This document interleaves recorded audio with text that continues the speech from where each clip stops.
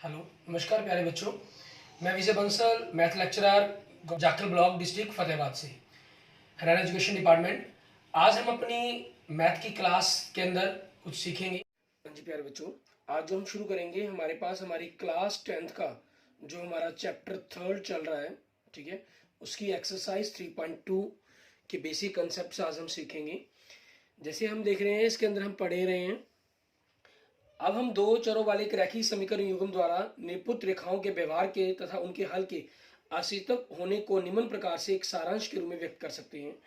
जैसे पहले पॉइंट में हमें क्या कह रहा है, रेखाएं एक बिंदु पर प्रतिच्छेद कर सकती हैं यदि इस स्थिति में समीकरण युग्म का अद्वितीय हल होता है अविरोधी समीकरण युग्म। मीन्स ऐसी समीकरण है जिसके अंदर हमारे पास ग्राफ आपके पास प्रतिच्छेदी रेखाओं के रूप में बनता हो, तो उन समीकरणों का क्या होता है, अद्वितीय हल होता है। जैसे इसके अंदर आप देखें कि दोनों ही समीकरणें एक बिंदु पर टकराती हैं। एक बिंदु पर टकराने के कारण, ठीक है, मतलब मीन्स एक ऐसा बिंदु है दोनों समीकरणों के अंदर जो दोनों समीकरणों को संतुष्ट करता है, एक्स और वाई का मान, जिसको हम क्या कहते हैं, अद्वितीय हल कहते हैं। ठीक है, इसको हम क्या कहते हैं, अद्वितीय हल, या हम एक हल भी कह लेते हैं इसको। ठीक है, और इसके बारे में ऐसी जो समीकरण युग्म है हमारा, वो अविरोधी समीकरण युग्म कहलाता है। इसको हम संगत हल के रूप में भी लिखा जाता है, ठीक है, लेकिन मेनली जो इसको कहा जाता है अविरोधी समीकरण युग्म हमारे पास। ठीक है, और इसके अंदर रिलेशन क्या रहता है ऐसी समीकरणों का। मान लीजिए अगर आपके पास a1x plus b1y plus c1 is equal to 0, दूसरी समीकरण a2x plus b2y plus c2 equal to 0 हो, तो ऐसी समीकरण में क्या होता है, a1 और a2 का अनुपात, मतलब x के गुणाकों का अनुपात और y के जो गुणाक हैं b1 बटा b2, उनका अनुपात आपस में बराबर नहीं होता है। ठीक है, उसके बाद हम देखते हैं हमारे पास हमारा सेकंड पॉइंट। इसके अंदर हमें क्या कह रहा है, ये सेकंड पॉइंट के अंदर देखें, रेखाएं समानांतर हो सकती हैं, इस स्थिति में समीकरणों का कोई हल नहीं होता असंगत समीकरण युग्म। मीन्स अगर ग्राफ आपके पास समानांतर रेखाओं में बने, ठीक है, तो इसके अंदर क्या हम कहते हैं कि कोई हल नहीं है। ठीक है, कोई हल नहीं है। और इसके अंदर जो ग्राफ का रूप बनेगा हमारे पास, वो क्या बनेगा, a1 बटा a2 बराबर b1 बटा b2 बराबर नहीं c1 बटा c2। ठीक है, समीकरण युग्मों के बीच में आपको इस प्रकार का रिलेशन मिलेगा उसके अंदर। और इसके बाद हम बात करते हैं हमारे तीसरे पॉइंट की। इसके अंदर हमें क्या कह रहा है, रेखाएं संपाती हो सकती हैं, इस स्थिति में समीकरणों के अपरिमित रूप से अनेक हल होते हैं, इसे हम आश्रित या संगत समीकरण युग्म भी कहते हैं। मीन्स इसके अंदर संपाती रेखा बनती है, दोनों ही रेखाओं के लिए आपके पास, दोनों ही समीकरणों के लिए एक ही रेखा बनती है। ठीक है, और इसके अंदर क्योंकि अनेकों हजारों बिंदुओं पर ये रेखाएं आपस में काटती हैं, इसलिए हम इसे कहते हैं अनंत हल। ठीक है, इसलिए हम इसे क्या कहते हैं, अनंत हल है, और इसे संगत हल भी कहा जाता है हमारे पास। ठीक है, और रिलेशंस की बात करें इनके बीच में, तो a1 बटा a2 और b1 बटा b2 और c1 बटा c2, ये तीनों ही अनुपात आपस में आपके बराबर होते हैं। मीन्स x के गुणाकों का अनुपात, y के गुणाकों का अनुपात और कांस्टेंट, ठीक है, जो हमारी अचर राशियां हैं उनका अनुपात, वो हमेशा क्या रहता है, बराबर रहता है। ठीक है, अब इसी पर बेस्ड हमने एक्सरसाइज हमारी 3.2 स्टार्ट करनी है हमने। ठीक है, उसके अंदर देखना है हमें क्या दिया हुआ है। जैसे पहला क्वेश्चन देखते हैं। पहले क्वेश्चन में हमें क्या कह रहा है, निम्न समीकरणों समस्याओं में रैखिक समीकरणों के युग्म बनाइए और उनके ग्राफीय विधि से उनका हल ज्ञात कीजिए। कि ठीक है, जैसे एक्सरसाइज 3.1 के अंदर आपने क्या किया था, उसके अंदर आपने ग्राफीय विधि रूप से बनाई। ठीक है, विजय रूप बनाया, उनका बीजगणितीय रूप बनाया, फिर उसको ग्राफ बनाया उसका, लेकिन हल ज्ञात करना वहां हमारे लिए जरूरी था। यहां हमें जो कह रहा है, हमें हल ज्ञात करने के लिए भी कहा गया है। इसके पहले भाग में देखिए क्या कह रहा है, कक्षा 10 के 10 विद्यार्थियों ने एक गणित की पहली प्रतियोगिता में भाग लिया और लड़कियों की संख्या लड़कों की संख्या से 4 अधिक है, तो प्रतियोगिता में भाग लिए लड़कों और लड़कियों की संख्या ज्ञात कीजिए। हमने क्या किया, माना लड़कों की संख्या हमारे पास, या लड़कियों की, जिस मर्जी की मान सकते हैं। पहले माना लड़कियों की संख्या, ठीक है, हम उसको x मान लेते हैं हमारे पास, और माना लड़कों की संख्या, लड़कों की संख्या, ठीक है, इसे हम y मान लेते हैं हमारे पास। अब प्रश्नानुसार देखें आपके पास क्या कह रहा है, ये कि क्या चीज बनानी है हमें। हमें कहा गया कक्षा 10 के 10 विद्यार्थियों ने, मीन्स लड़के और लड़कियों की जो कुल संख्या है वो आपकी कितनी है, 10। ये आपके पास पहली समीकरण बन गई। उसके बाद दूसरे प्रश्नानुसार देखेंगे हमें क्या कह रहा है, ये दूसरे प्रश्नानुसार के अनुसार देखें, हमें कह रहा है ये लड़कियों की संख्या हमें क्या कहा गया है, लड़कों की संख्या से 4 अधिक। मीन्स लड़कों की संख्या में अगर हम 4 जोड़ दें तो लड़कियों की संख्या मिल जाएगी। It means x minus y बराबर में 4। ये आपके पास दूसरी समीकरण होगी। अब क्योंकि हमें ग्राफ से हल करना है इसको, तो समीकरण 1 से इसके लिए हम ग्राफ बनाएंगे। हमारे पास क्या बनेगा वो देखेंगे। ठीक है, इसके अंदर जैसे आपको बताया हुआ है कि आप x और y की जगह 0 ही पुट करेंगे। x की जगह 0 पुट किया तो y कितना आ गया 10, y की जगह 0 पुट किया तो x कितना आ गया 10। ठीक है, और समीकरण 2 से आप देखेंगे फिर इसके अंदर कि क्या बन रहा है। समीकरण 2 से हमारे पास, ठीक है, इसके अंदर क्या क्या मान बनते हैं हमारे। x की जगह आपने 0 पुट किया तो माइनस वाई बराबर 4 हुआ, मतलब y बराबर में -4 आ जाएगा। y की जगह 0 पुट करोगे तो x की जगह क्या हो जाएगा 10 हो जाएगा हमारे पास। ठीक है, अब हमें इसके लिए ग्राफ ड्रॉ करना है। अब हम इसके लिए ग्राफ ड्रॉ करेंगे हमारे पास कि किस प्रकार से आपके इसके ग्राफ ड्रॉ करने हैं वो देखना है हमें। ठीक है, हम देखें इसके अंदर हमें x का मान और y का मान दोनों 10 तक चाहिए, और x हमें जो है, y है जो हमें वो -4 तक चाहिए। तो हम चाहें तो थोड़ा सा ग्राफ को बिल्कुल मिड की जगह, ठीक है, थोड़ा सा हम साइड में ले सकते हैं ग्राफ को आपके पास। ठीक है, इस प्रकार से हमने साइड में ले लिया, और आपके पास ये नीचे की तरफ ज़्यादा मान बन जाए माइनस के, इसलिए हम इसको थोड़ा सा, ठीक है, इस प्रकार से ले लेंगे लाइन को। तो आपके पास ये 0 है, ये -1 हो गया, -2, -1, -2, -3, -4। ठीक है, -4 तक हमें y लेना ही लेना था। आपके पास 5 तक ले लिया हमने। उसके बाद y का मान 10 तक चाहिए आपको, तो 1, 2, 3, 4, 5, 6, 7, 8, 9, 10। ग्राफ कॉपी पर जब बनाएंगे, क्योंकि वहां पर आपकी ऑलरेडी डिब्बियां बनी होती हैं, ठीक है, तो आपका जो अंतर है वो ऑटोमेटिक बराबर हो जाएगा। यहाँ हम रफ बोर्ड पर बनाने की कोशिश कर रहे हैं, तो आपने थोड़ा सा इसका डिफरेंस है उसका ध्यान रखना है हमने। ठीक है ना, उसके अकॉर्डिंग आप इन चीज़ों को बनाएंगे हमारे पास। क्लियर। अब इसके अकॉर्डिंग देखिए हमारे पास क्या रहा। पहली टेबल कह रही है कि अगर x 0 है तो y 10 है, x 0 तो y 10।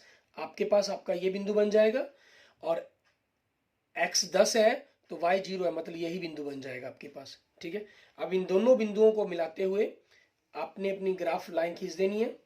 ठीक है, अपनी ग्राफ लाइन खींच देंगे, आपके पास ये चीज बन गई। दूसरा आपके पास क्या कहा गया, x अगर 0 है तो y आपके पास -4 है, ये बिंदु हो गया आपका। ठीक है, और x अगर 4 है तो y आपके पास 0 हो गया, तो ये बिंदु हो गया। आपने इन दोनों बिंदुओं को मिलाते हुए, ठीक है, आपकी जो ग्राफ की लाइन है थोड़ी सी ध्यान रखेंगे उस चीज़ के अंदर। ठीक है, आपके पास ये चीज़ बन जाएगी। अब इसके अंदर देखिए आपके पास क्या चीज़ है, अगर आप इनको मिलाते हैं इन बिंदुओं को, तो देखिए आपके पास ये इस तरफ 7 के पास की तरफ जा रही है, और यहाँ आप देखेंगे तो आपके पास ये 3 की तरफ जा रही है लाइन। ठीक है, ग्राफ के अंदर जब फिर ग्राफ कॉपी होगी तो लाइंस अपने आप ही बोलेंगी। इसमें हम थोड़ा सा ड्रॉ करके देख रहे हैं। इसका मतलब क्या हुआ कि x बराबर में 7 और y बराबर में 3 आपके क्वेश्चंस का आंसर हो गया। मतलब ग्रुप के अंदर जो बनाया गया है 10वीं कक्षा के बच्चे चुने गए हैं, 7 लड़कियां और 3 लड़कों को चुना गया। आप समीकरण में चेक भी कर सकते हैं, 7 और 3 का जोड़ 10, 7 में से 3 गए 4। ठीक है, ये आपके पास आपकी समीकरण का हल आ गया। ऐसे ही हम क्या करेंगे, हमारे पास हमारा नेक्स्ट क्वेश्चन देखेंगे, क्वेश्चन नंबर 2। उसके अंदर हमें क्या कह रहा है, फर्स्ट क्वेश्चन का सेकंड पार्ट मतलब। ठीक है, इसके अंदर हमें क्या कह रहे हैं, हमें कह रहा है कि 5 पेंसिल तथा 7 कलम का मूल्य 50 रुपये है, जबकि 7 पेंसिल तथा 5 कलम का कुल मूल्य 46 रुपये है। ठीक है, तो अब इसके सेकंड भाग में देखें, हमने क्या किया, माना एक पेंसिल का मूल्य, ठीक है, हम एक पेंसिल का मूल्य मान लेंगे, मान लेते हैं हमारे पास एक पेंसिल का मूल्य है x रुपये। ठीक है, माना एक हमारे पास दूसरा दिया गया कलम दी गई है। ठीक है, कलम का मूल्य उसको हमने y रुपये मान लिया। अब सर प्रश्न अनुसार आपको क्या कह रहा है ये, ठीक है, प्रश्न अनुसार हमें कह रहा है कि 5 पेंसिल मीन्स 5 x रुपये बन जाएंगे आपके पास, और 7 कलम तो 7 y हो जाएंगे। हमारे पास क्या हो गया, आपकी पहली की समीकरण के अनुसार आपका जो बराबर में 50 रुपये बन गया। आप चाहें तो इसके लिए साथ की साथ टेबल तैयार कर सकते हैं। ठीक है ना, इसके लिए आप टेबल साथ की साथ बनाना चाहें तो बना सकते हैं। इसमें किसी भी प्रकार की कोई प्रोजेक्शन नहीं रहता। ठीक है, वो आपकी मर्जी पर डिपेंड करता है कि आपको क्या करना है इसके अंदर। और दूसरे देखिए हमारे पास प्रश्न अनुसार में हमें क्या कह रहा है, हम पहले समीकरण बना लेते हैं। 7 पेंसिल और 5 कलम का मूल्य, 7 पेंसिल हमारे पास होगी तो 7x और 5 कलम तो 5y बराबर में 46 रुपये। ये आपकी दूसरी समीकरण बनकर तैयार होगी। ठीक है, अब इनके लिए हमें देखना है कि हमें किस प्रकार से इसको पूरा करना होगा। ठीक है, उसी हिसाब से हम इसका आंसर निकालने की कोशिश करेंगे कि क्या बनेगा क्या नहीं हमारे पास। ठीक है, इसमें देखिए अब जब हमें हल भरने हैं तो आपके पास अगर हम x या y की जगह 0 भरेंगे, ठीक है, x की जगह 0 भरते हैं तो 7y बराबर 50, मतलब 50/7 आपके पास दशमलव में आ रहा है। हम कोशिश करेंगे कि अगर बिना दशमलव के हमारा काम चल सकता है तो उसी चीज़ को लेकर आने की कोशिश करेंगे। जैसे आपके पास देखिए अगर y की जगह 0 पुट कर लेते हैं तो y 0 तो 5x बराबर 50 मीन्स आपका x 10 बन जाएगा। ठीक है, और दूसरा आपके पास आप इनकी कैलकुलेशंस करना चाहें तो अलग से कैलकुलेशन भी कर सकते हैं। कोई ज़रूरी नहीं है कि आपके पास सीधा ही रफ वर्क में ही करना चाहे आप कैलकुलेशन, फेयर वर्क पे भी दिखा सकते हैं। उसके बाद अगर आपके पास 7 के पहाड़े पर 7 पंजे 35, 50 से बनते हुए नंबर्स बनते हैं हमारे पास, तो हम क्या करें, 35 कैसे बनेगा, अगर 15 घटाएं तो x की जगह हम 3 भर लेते हैं, 5 दिए 15, दूसरी तरफ जाके घटा देंगे, 50 में से 15 गए 35, 35 को हमने 7 से भाग किया 5, ये हमारे पास आ गया। ठीक है, अब दूसरी समीकरण के लिए हम देखते हैं हमारे पास क्या बन सकता है।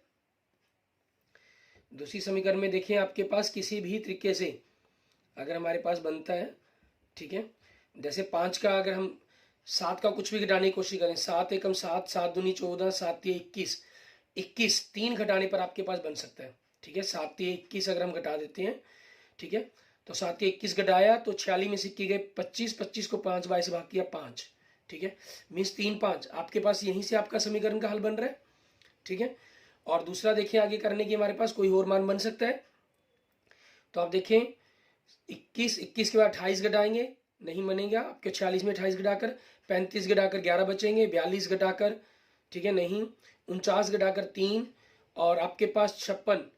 ठीक है, 7 8 56 हमारे पास होगा, घटाकर -10 बन जाएंगे, मीन्स 8 भर दें अगर हम इसके अंदर, 7 8 56 घटाकर आपके पास y कितना आ गया, -2 आ गया। ठीक है, अब इसी चीज के अकॉर्डिंग आपने इनके ग्राफ बनाने हैं। ठीक है, हल के रूप में आपके पास बिंदु पहले ही आ चुका है, कोई प्रॉब्लम नहीं है इसके अंदर हमें। ठीक है, हम x क्योंकि 10 तक लेना चाहते हैं, 1 2 3 4 5 6 7 8 9 10। ठीक है, हम क्योंकि ये रफली ड्रॉ कर रहे हैं, इसके अंदर कई बार हो सकता है कि बाई चांस आपके पास थोड़ी सी माइनर, ठीक है, मिस्टेक हो जाए, नहीं अदरवाइज आपके पास कोई दिक्कत नहीं है, गैप के कारण डिफरेंस दिक्कत आ सकती है। ठीक है, और x आपके पास माइनस में आपको नहीं चाहिए तो -1 तक मिल के छोड़ देंगे तब भी कोई दिक्कत नहीं है। x आपको +10 तक चाहिए, हो गया। y आपको +5 तक चाहिए। ठीक है, मीन्स 1 2 आपके पास 3, ठीक है, 4 5 6, ये बिंदु बन गया आपके पास। अब इनके लिए हमें ग्राफ ड्रॉ करना है। x अगर 10 है तो y आपके पास 0 है, तो ये बिंदु हो गया आपका। x अगर 3 है तो y आपके पास 5 है, मीन्स इस बिंदु के अंदर आपके पास सीध में आ गया। तो इन दोनों बिंदुओं को मिलाते हुए आप 0 वाला बिंदु बनाना चाहें तो वो 0 वाला बिंदु भी बना सकते हैं, आपके अंदर इसमें कोई प्रॉब्लम नहीं है। ठीक है, ये जहां भी जा रहा होगा हमारे पास हमें ग्राफ की तरह आ जाएगा। दूसरा देखिए x3 तो π5 आपका यही बिंदु बनेगा, x8 तो y आपके पास कितना है, -2, मीन्स नीचे की तरफ आपके पास आ जाएगा। तो इन दोनों बिंदुओं को मिलाते हुए आपने ग्राफ लाइन ड्रॉ कर देनी है। ठीक है, अब क्योंकि ये बिंदु आपके पास x3 और y5 के रूप में है तो इसके अकॉर्डिंग x आपका 3 रुपये और y आपका 5 रुपये आंसर आ गया। ठीक है, आप चेक भी कर सकते हैं, 3 पंजे 15, 5 7 35, जोड़कर 50 बिल बन गया, 7 21, 5 5 25, ठीक है, 25 और 21 आपके पास 46 रुपये बिल बन गया आपका। क्लियर। उसके बाद देखते हैं हमारे पास हमारा नेक्स्ट क्वेश्चन नंबर 2, इसके अंदर हमें क्या कह रहा है करने के लिए, उसको देखेंगे। क्वेश्चन नंबर 2 में हमें कह रहा है कि अनुपातों a1 बटा a2, b1 बटा b2, c1 बटा c2 की तुलना कर ज्ञात कीजिए कि निम्न में समीकरण युग्मों द्वारा निरूपित रेखाएं एक बिंदु पर प्रतिच्छेद करती हैं, समानांतर हैं अथवा समपाती हैं। ठीक है, मीन्स आपको चेक करना है अनुपातों के अकॉर्डिंग। आपको समीकरण दी गई है पहली 5x - 4y + 8 = 0। ठीक है, और दूसरी समीकरण देखें, इसके अंदर आपको क्या, सॉरी पहले ही भाग के अंदर दूसरी समीकरण दे रहा है 7x प्लस 6y माइनस 9 बराबर में 0, क्योंकि हमें सिर्फ ग्राफ के बारे में ही बताना है। ठीक है, तो हमने क्या किया, यहाँ से a1 बटा a2 ज्ञात किया अनुपात, x के गुणाकों का अनुपात 5/7, फिर b1 बटा b2 किया, मीन्स y के गुणाकों का अनुपात -4/6। ठीक है, आपके पास ये 2 से कटकर -2/3 बन रहा है। ठीक है, उसके बाद क्योंकि ये दोनों बराबर नहीं है, तीसरे को आप लिखना नहीं भी चाहें तब भी कोई दिक्कत नहीं है। अगर 2 बराबर हो तब हमें तीसरे को देखना हमारे लिए जरूरी है। ठीक है, आप इसमें लिखना चाहें तो लिख सकते हैं, नहीं भी लिखेंगे तब भी कोई दिक्कत नहीं। 8 बटा में -9। अब क्योंकि a1 बटा a2 बराबर नहीं है b1 बटा b2 के, ठीक है, अनुपात बराबर नहीं है, तो जो ग्राफ है वो आपके पास क्या बनेगा, प्रतिच्छेदक रेखाएं। ठीक है, प्रतिच्छेदक रेखाएं ये बनेंगी हमारे पास। क्लियर। ऐसे ही आप दूसरी समीकरण देखते हैं, उसके अंदर में क्या दे रहा है, 9x प्लस, दूसरे भाग के अंदर 9x प्लस 3y प्लस 12 बराबर में 0, और दूसरे भाग की दूसरी समीकरण दे रहा है 18x प्लस 6y प्लस 24 बराबर में 0। ठीक है, और तीसरे भाग की देखिए हमारे पास क्या समीकरण दे रहा है, 6x माइनस 3y प्लस 10 बराबर में 0। ठीक है, और आपके पास 2x माइनस y प्लस 9 बराबर में 0। ठीक है, ये चीजें आपको दे रहा है। अब इसी चीज के अकॉर्डिंग हमें क्वेश्चंस को करना है कि क्या रहेगा आपके पास। यहां से हम a1 बटा a2 का अनुपात ज्ञात करते हैं, तो 9/18 मीन्स कटकर 9 एकम 9, 9 दूनी 18, 1/2 हो गया। और ऐसे ही b1 बटा b2 आपके पास 3/6, 3 एकम 3, 3 दूनी 6, 1/2 हो गया आपके पास। ठीक है, तो अब आपके पास फिर क्या करते हैं, c1 बटा c2 ज्ञात करते हैं। आपके पास 12/24, 12 एकम 12, 12 दूनी 24, तो 1/2 आ गया। अब क्योंकि इसके अंदर क्या हुआ, a1 बटा a2 बराबर है b1 बटा b2 बराबर है c1 बटा c2 के। ठीक है, तीनों ही अनुपात बराबर है आपके, तो जो ग्राफ बनेगा वो हमारे पास क्या होगा, संपाती रेखाओं के रूप में होगा। ठीक है, संपाती रेखाएं। इसके अंदर देखें, a1 बटा a2 आपके पास 6/2, मतलब 2 एकम 2, 2 तिये 6, तो 3/1 आ गया। फिर b1 बटा b2 देखें, -3 बटा -1, माइनस से माइनस कैंसिल हो गया, तो 3/1 आ गया। फिर c1 बटा c2 देखें, तो 10 बटा में 9 आ गया आपके पास। मीन्स पहले दो अनुपात बराबर आ रहे हैं, तीसरा अनुपात बराबर नहीं आ रहा आपके पास। ठीक है, a1 बटा a2 बराबर है b1 बटा b2 के, बराबर नहीं c1 बटा c2 के। ठीक है, हमें क्योंकि ग्राफ ही बताना है इसके अंदर, जो ग्राफ बनेगा वो आपके पास क्या होंगी, समानांतर रेखाएं होंगी। ठीक है, समानांतर रेखाएं। ठीक है, इस प्रकार से आपके पास ही आपका ग्राफ बनेगा। क्लियर। उसके बाद हम क्या करते हैं, हमारे पास हमारा नेक्स्ट थर्ड क्वेश्चन देखते हैं कि इसको हमने किस प्रकार से करना होगा। थर्ड क्वेश्चन में आपको क्या दे रहा है उसके अकॉर्डिंग देखेंगे। थर्ड क्वेश्चन में आपको कह रहा है, अनुपातों a1 बटा a2, b1 बटा b2, c1 बटा c2, ठीक है, इनके तुलना कर ज्ञात कीजिए कि निम्न रैखिक समीकरणों के युग्म संगत हैं या असंगत। ठीक है, इस चीज के बारे में आपको बताना है, इनके बारे में कि संगत होगा या असंगत होगा। तो उसी चीज के कारण हमें करना क्या है, वैसे ही जैसे हमने दूसरे भाग में किया, हमने समीकरणों के अनुपात ज्ञात करने होंगे और उसी के अकॉर्डिंग हमें बताना होगा। ठीक है, कि आपके पास ये संगत बनेंगे या असंगत बनेंगे हमारे पास। ठीक है, अब जैसे इसका पहले ही समीकरण, पहले भाग के अंदर पहली समीकरण देखिए, वो हमें क्या दे रहा है, ये पहले भाग की समीकरण दे रहा है आपको 3x plus 2y 3x plus 2y बराबर में 5, दूसरी दे रहा है 2x माइनस 3y बराबर में 7। हमें क्या करना है, a1 बटा a2 ज्ञात करेंगे हम। ठीक है, मीन्स x के गुणांक 3/2, फिर b1 बटा b2 ज्ञात करेंगे हमारे पास, हमारे y के गुणांक 2 बटा -3। अब आपके पास क्योंकि ये दोनों आपस में बराबर नहीं है, आप वही बात कि चाहें तो तीसरे अनुपात को निकाल सकते हैं, और नहीं भी निकालेंगे तब भी आप इनके बिना भी इनके हल के रूप में लिख सकते हैं हमारे पास। ठीक है, तो इसको हमने किस प्रकार से करना है वो देखते हैं हमारे पास। अब तीसरा अगर आपने नहीं भी लिया, ठीक है, तो हमारे पास क्या हुआ, c1 बटा c2 लिखना चाहे हम लिख सकते हैं 5/7। ये बराबर में लिखे जाए या बराबर के आपके लेफ्ट साइड के अंदर लिखे जाए या राइट साइड में, कोई दिक्कत नहीं है। अब क्योंकि आपके पास क्या है, a1 बटा a2 बराबर नहीं है b1 बटा b2 के, तो आपको इन्होंने क्या पूछा था, संगत हल होंगे या असंगत हल, तो ये क्या बन गया, संगत हल। असंगत हल तभी होता है जब आपके पास अगर पहले दो बराबर हो और तीसरा बराबर ना हो। ठीक है, तब आपके पास असंगत हल रहेंगे। दूसरी भाग की समीकरण देखेंगे, 2x माइनस 3y बराबर में 8 और दूसरा हमारे पास 4x माइनस 6y बराबर में 9। ठीक है, अब देखिए आपके पास a1 बटा a2 लिखेंगे आप, 2 बटा में 4 कटकर कितना आ जाएगा 1 बटा 2। ऐसे आप b1 बटा b2 लिखेंगे, वो कितना है -3 बटा में -6 कटकर कितना आ जाएगा 1 बटा 2, क्योंकि माइनस से माइनस कैंसिल हो जाएगा, 3 एकम 3, 3 दूनी 6, 2 एकम 2, 2 दूनी 4 आपके पास। और c1 बटा c2 लिखें आप, वो क्या है 8 बटा 9, ये कटता नहीं है। अब क्योंकि a1 बटा a2 बराबर है b1 बटा b2 के, लेकिन बराबर नहीं c1 बटा c2 के, तो ये क्या हो जाएंगे आपके पास असंगत हल हो जाएंगे। ठीक है, ये चीज बन जाएगी। और तीसरा भाग देखें, इसके अंदर हमें क्या कह रहा है करने के लिए, उसको देखेंगे हम। तीसरे भाग में आपको समीकरणें दी गई हैं 3 बटा 2x, ठीक है, प्लस 5 बटा 3y, ठीक है, बराबर में 7 आपको। और दूसरी समीकरण दी गई है 9x माइनस 10y बराबर में 14 है। ठीक है, अब आपके पास यहां से देखें a1 बटा a2 आप देखते हैं तो 3 बटा 2 बटा में 9, 3 एकम 3, 3 दूनी 6 आपके पास। ठीक है, ये हो जाएगी आपकी समीकरण। क्लियर, उस तरीके से आपके पास क्या हो जाएगा, इसका मीन्स ऊपर आ गया 1 और सॉरी 3 3 बनना था, 3 दूनी 6 करके 3 3 9 बनना था, तो 3 दूनी 6, 1 बटा 2 बन जाएगा आपके पास।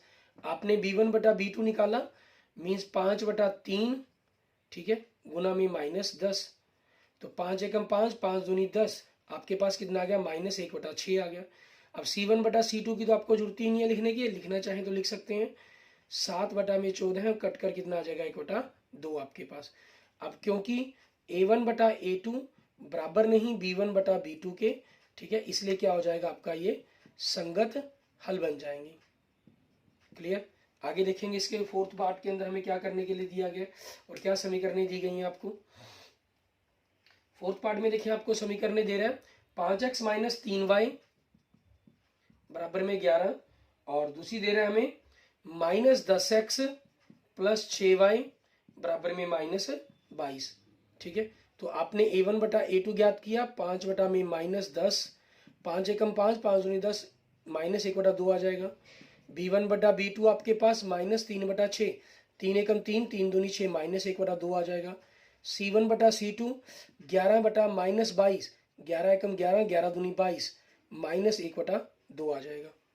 ठीक है, आपके पास तीनों ही अनुपात बराबर आ गए। अब क्योंकि a1 बटा a2 बराबर है b1 बटा b2 के, बराबर है c1 बटा c2 के, मीन जो ग्राफ बनेगा वो इसका संपाती रेखाएं बनेगी, और जो हल कहलाएंगे वो आपके क्या कहलाएंगे, ये संगत हल। ठीक है, इसलिए इनको हम क्या कहेंगे, संगत हल कहेंगे। क्लियर, उसके बाद देखेंगे हमारे पास हमारा पांचवा भाग। उससे पहले एक बात का खास ध्यान रखेंगे, कई बार आपको ऑप्शंस के अंदर आ जाते हैं, ठीक है, क्योंकि आपके पास यहाँ देखें कि पहले दो बराबर नहीं थे तो इसको संगत हल भी कहा जाता है, जैसे मैंने आपको बताया था अविरोधी, ठीक है, हल भी कहा जाता है इसके अंदर। ठीक है, और ये आपके पास असंगत हल ही कहलाते हैं, ये आपके संगत, जब तीनों बराबर हो जाएं तो ये संगत हल ही है, और साथ में कई बार इसको डिपेंडेंट मीन्स आश्रित हल भी कहा जाता है। ठीक है, उस चीज का आपको खास ख्याल रखना है। अब इसके पांचवें भाग में देखिए हमें क्या समीकरण दे रहे हैं आपको, उसको देखते हैं, देखेंगे हम। पांचवें में हमें जो समीकरण दी गई हैं वो है 4 बटा 3x, ठीक है, प्लस 2y बराबर में 8, और दूसरी समीकरण है 2x प्लस 3y बराबर में 12। ठीक है, आपने a1 बटा a2 करना है, तो ये 4 बटा 3 है, बटा में 2 लग जाएगा, 2 एकम 2, 2 दूनी 4, आपके पास कट करके आ गया 2 बटा 3 आ गया। फिर ऐसे ही b1 बटा b2 की आपने y के गुना 2 बटा 3 हो गया आपके पास ये भी, और फिर c1 बटा c2 8 बटा 12, ये आपके पास 4 से कटकर 2 बटा 3 आ गया। ठीक है, अब क्योंकि आपके पास क्या चीज़ है इसके अंदर भी, a1 बटा a2 बराबर है b1 बटा b2 के, बराबर है c1 बटा c2 के, इसलिए ये क्या हो जाएंगे आपके संगत हल। ठीक है, इसलिए हम इनको क्या लिखेंगे, संगत हल लिखेंगे हमारे पास। क्लियर, इस तरीके से हमारा ये जो क्वेश्चन नंबर 3 है वो कंप्लीट हो जाता है। ठीक है, उसके बाद के जो क्वेश्चन हैं आपके पास, ठीक है, जैसे क्वेश्चन नंबर 4, उसके अंदर आपको संगत असंगत बताने हैं, साथ में ग्राफ भी ड्रॉ करना है। ठीक है, और 5 नंबर के अंदर आपको समीकरणें बनाकर ग्राफ ड्रॉ करने के लिए कहा गया। ठीक है, उन सभी को आप एक बार खुद ट्राई करके देखेंगे। क्वेश्चन नंबर 7 तक इस एक्सरसाइज में दिए गए हैं, और फिर भी कोई भी रिगार्डिंग प्रॉब्लम होगी तो हम अपने नेक्स्ट लेक्चर्स के अंदर उसके ऊपर डिस्कशंस करेंगे। Clear, okay, thank you friends, thank you students. अगर आपको मेरी वीडियो अच्छी लगी है तो इसको लाइक करें, अपने दोस्तों मित्रों के साथ इसको जरूर शेयर करें, और किसी भी प्रकार की प्रॉब्लम के लिए आप मुझे मैसेज कर सकते हैं, मुझे कमेंट कर सकते हैं, ठीक है। और अगर आपने मेरा यूट्यूब चैनल अभी तक सब्सक्राइब नहीं किया तो मेरे यूट्यूब चैनल को जरूर सब्सक्राइब करेंगे, Vijay Jakhar Bansal math. Okay, thank you student, thank you friends.